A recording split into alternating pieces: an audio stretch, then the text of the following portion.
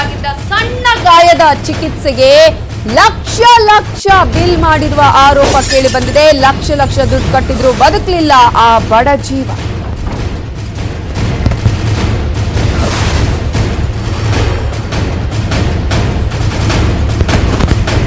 ಚಿಕಿತ್ಸೆ ಫಲಿಸದೆ ಗಾಯಾಳು ಸಾವನ್ನಪ್ಪಿದ್ದಾರೆ. ಲಕ್ಷ ಲಕ್ಷ ದುಡ್ಡು ಕಟ್ಟಿದ್ರು ಆದ್ರೂ ಕೂಡ ಬದುಕಿಸೋದಕ್ಕೆ ಸಾಧ್ಯ ಆಗ್ಲಿಲ್ಲ. ಚಿಕಿತ್ಸೆ ಫಲಿಸದೆ ಗಾಯಾಳು ಸಾವನ್ನಪ್ಪಿದ್ದಾರೆ. ಗಾಯಾಳು ಸಾಯುತ್ತಲೇ ಕೊರೋನಾದ ನಾಟಕವನ್ನ ಮಾಡಿದೆ ಖಾಸಗಿ ಆಸ್ಪತ್ರೆ. ಕೊರೋನಾ ನೆಪ ಒಡ್ಡಿದೆ. ಈ ಒಂದು ಆಸ್ಪತ್ರೆಯ ವಿರುದ್ಧ ಈಗ ಆರೋಪವನ್ನ ಮಾಡಲಾಗ್ತಾ ಇದೆ. ಒಂದು ಕಡೆ ಲಕ್ಷ ಲಕ್ಷ ದುಡ್ಡನ್ನ ಕಟ್ಟಿಸಿಕೊಂಡಿದ್ದಾರೆ, ಆದ್ರೆ ಇನ್ನೊಂದು ಕಡೆ ಕೊರೋನಾ ನಾಟಕ ಮಾಡ್ತಾರೆ. ರೋಗಿ ಸಾವನ್ನಪ್ಪಿದ ಮೇಲೆ ಖಾಸಗಿ ಆಸ್ಪತ್ರೆಯ ಅಂಧ ದರ್ಬಾರಿದು. ಸಣ್ಣ ಗಾಯದ ಚಿಕಿತ್ಸೆಗೆ ಲಕ್ಷ ಲಕ್ಷ ಬಿಲ್ ಅನ್ನ ಹಾಕಲಾಗಿದೆ.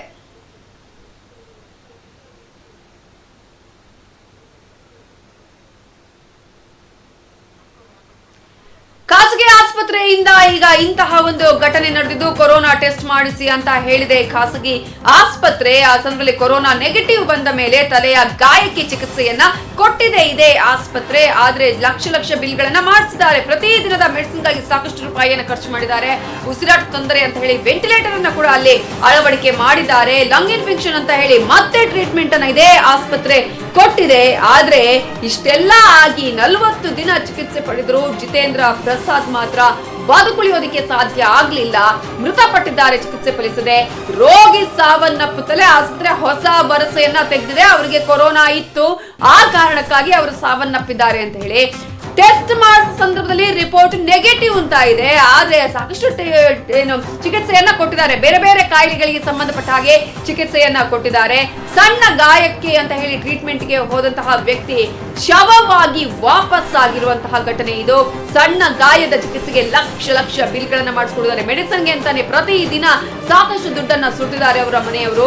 ಅಷ್ಟೆಲ್ಲ ದುಡ್ಡು ಕಟ್ಟಿದ್ದಾರೆ, ಪರವಾಗಿಲ್ಲ ನಮ್ಮ ಮಗ ಹುಷಾರಾಗ್ತಾನೆ ಅಂತ ಹೇಳಿ. ಆದ್ರೆ ಆ ನಂತರ ಅವರ ಮನೆಯವರಿಗೆ ಸಿಕ್ಕಿದ್ದು ಹೆಣ, ಶವವಾಗಿ ಕೊಡ್ತಾರೆ ಆಸ್ಪತ್ರೆಯವರು. ಇದೇ ಕಾರಣಕ್ಕಾಗಿ ಆಸ್ಪತ್ರೆಯ ವಿರುದ್ಧ ಈಗ ಅವರು ಮನೆಯವರು ಆರೋಪವನ್ನ ಮಾಡಿದ್ದಾರೆ. ಖಾಸಗಿ ಆಸ್ಪತ್ರೆಯಿಂದ ಸೂಪರ್ ಸ್ಪೆಷಾಲಿಟಿ ಆಸ್ಪತ್ರೆಗೆ ಅವರನ್ನ ರವಾನೆ ಮಾಡಲಾಗುತ್ತೆ. ಕೊರೋನಾ ಟೆಸ್ಟ್ ಮಾಡಿಸಿ ಅಂತ ಹೇಳಿ ಖಾಸಗಿ ಆಸ್ಪತ್ರೆಗೆ ಕರ್ಕೊಂಡು ಹೋದಂತಹ ಸಂದರ್ಭದಲ್ಲಿ ಸಣ್ಣ ಒಂದು ಗಾಯಕ್ಕೆ ಚಿಕಿತ್ಸೆಯನ್ನು ಕೊಡಬೇಕಾದಂತಹ ಆಸ್ಪತ್ರೆ ಒಂದಷ್ಟು ಕಾರಣಗಳನ್ನ ಹೇಳುತ್ತೆ.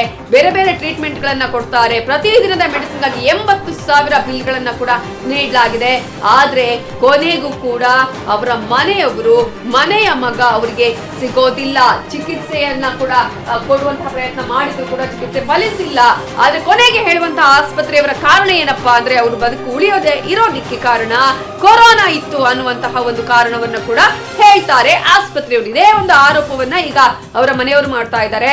ಟೆಸ್ಟ್ ಮಾಡಿಸಿದಾಗ ನೆಗೆಟಿವ್ ಅಂತ ಇತ್ತು, ಆದ್ರೆ ಕೊನೆಗೆ ಸಾವನ್ನಪ್ಪಿದ ಮೇಲೆ ಕೊರೋನಾ ಅನ್ನುವಂತಹ ಕಾರಣವನ್ನ ಕೊಡ್ತಾರೆ ಈ ಒಂದು ಆಸ್ಪತ್ರೆಯವರು ಅಂತ ಹೇಳಿ.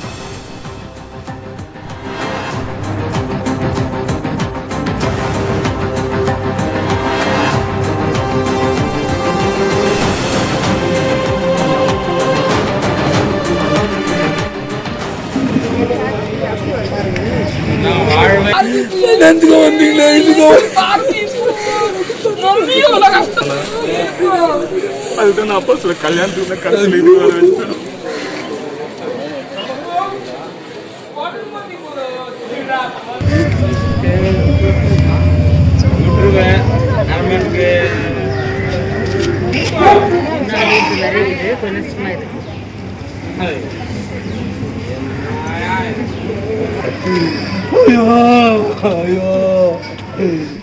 ಇವೆಲ್ಲದರ ಬಗ್ಗೆ ಡೀಟೇಲ್ಸ್ ಕೊಡೋದಕ್ಕೆ ನಮ್ಮ ರಿಪೋರ್ಟರ್ ಸೌಮ್ಯ ಈಗ ಫೋನ್ ಸಂಪರ್ಕದಲ್ಲಿದ್ದಾರೆ. ಸೌಮ್ಯ, ಈಗ ಒಂದ್ ಕಡೆ ಸಣ್ಣ ಗಾಯಕ್ಕೆ ಅಂತ ಹೇಳಿ ಹಾಸ್ಪಿಟಲ್ಗೆ ಕರ್ಕೊಂಡು ಹೋದವನನ್ನ ಈಗ ಎಲ್ಲಾ ಟ್ರೀಟ್ಮೆಂಟ್ ಕೊಟ್ಟು ಕೊನೆಗೆ ಶವವಾಗಿ ಕಳಿಸಿದಾರಲ್ಲ, ಈ ಆಸ್ಪತ್ರೆಯವರು ಏನ್ ಹೇಳಿದಾರಂತೆ? ಯಾವ ರೀತಿಯಾಗಿ ಟ್ರೀಟ್ಮೆಂಟ್ ಅನ್ನ ಕೊಟ್ಟರು ಕೂಡ ಆತ ಚಿಕಿತ್ಸೆ ಫಲಕಾರಿ ಆಗಿಲ್ಲ ಅಂತ ಹೇಳ್ತಿದ್ದಾರೆ.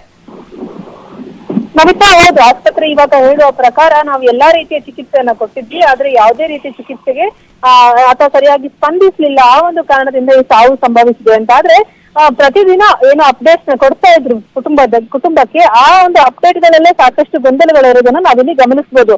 ಒಂದು ಆತ ಬಂದಾಗ ತಲೆಗೆ ಪೆಟ್ಟಾಗಿತ್ತು, ಸೊ ಅಲ್ಲಿ ಹೆಡ್ ಇಂಜುರಿ ಆಗ್ತಾ ಇದೆ, ಏನು ಹೆಡ್ ಇಂಜುರಿ ಆಗಿದೆ, ಸೊ ನಾವು ಟ್ರೀಟ್ಮೆಂಟ್ ಕೊಡ್ತೀವಿ ಅಂತ ಶುರು ಮಾಡಿ ಅದೆಲ್ಲ ಇನ್ನೊಂದು ಮುಗಿತು, ಡಿಸ್ಚಾರ್ಜ್ ಆಗ್ತಾರೆ ಇವತ್ ನಾಳೆ ಅಂತ ಅನ್ಕೊಳ್ಳೋತ್ತಿಗೆ ಲಂಗ್ ಇನ್ಫೆಕ್ಷನ್ ಇದೆ ಅಂತ ಶುರು ಮಾಡಿದ್ದಾರೆ.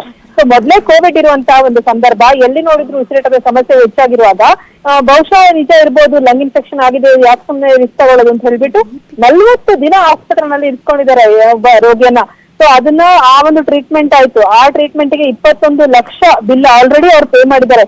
ಇದೆಲ್ಲ ಆದ್ಮೇಲೆ ಇಷ್ಟೆಲ್ಲ ಟ್ರೀಟ್ಮೆಂಟ್ ಕೊಟ್ಟು ಇಷ್ಟು ದಿನ ಇಟ್ಕೊಂಡ್ಮೇಲೆ ಒಂದು ಯಾವ್ದೇ ರೀತಿ ಗುಣ ಆಗ್ದಲೆ ಆತ ಸಾವನ್ನಪ್ಪಿರೋದು ಮಾತ್ರ ಅಲ್ಲ, ಆ ಮಾಹಿತಿ ಹೇಳ್ಬಿಟ್ಟು ಸುಮ್ನೆ ಪೊಲೀಸ್ ಕಂಪ್ಲೇಂಟ್ ಎಲ್ಲ ರಗಡೆ ಆಗುತ್ತೆ, 5 ನಿಮಿಷದಲ್ಲಿ ನೀವು ತಗೊಂಡೋಗಿ ಶವ ಸಂಸ್ಕಾರ ಮಾಡಿ ಮುಗಿಸ್ಬಿಡಿ ಅಂತ ಹೇಳಿದ್ದಾರೆ. ಸೊ ಇದು ನಾನಾ ಒಂದು ಅನುಮಾನಗಳಿಗೆ ದಾರಿ ಮಾಡಿಕೊಟ್ಟಿದೆ ಅಂತ ಹೇಳ್ಬೋದು. ಯಾಕೆಂದ್ರೆ ಅನೇಕ ಸಂದರ್ಭಗಳಲ್ಲಿ ಸಿವಿಯರ್ ಕೋವಿಡ್ ಇದ್ದಂತಹವರೇ ಅದೆಷ್ಟು ನೀಟಾಗಿ ಗುಣಮುಖರಾಗಿ ವಾಪಸ್ ಬರ್ತಾರೆ.